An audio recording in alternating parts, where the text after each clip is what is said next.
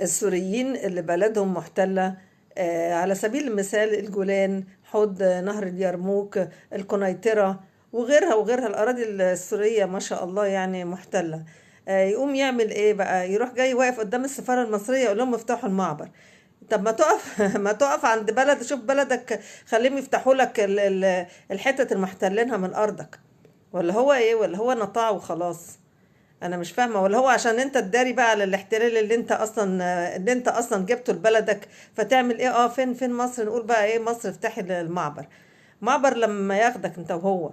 وبعدين يعني ما تلم لحمك من المترمي في مصر ولا في اي حته، بدل ما انت تقولك افتحوا المعبر. ما تفتحوا وتاخدوا انتوا السوريين انتوا اللي عندنا. ما مش المفروض انت تفتح بلدك بقى وتقول لهم تعالوا وترجعهم على حسابك، بدل ما هم قاعدين كده على حساب الناس؟ ده ايه الناس دي؟ ما مش فاهمه، مفيش احساس خالص ولا ايه بالظبط يعني؟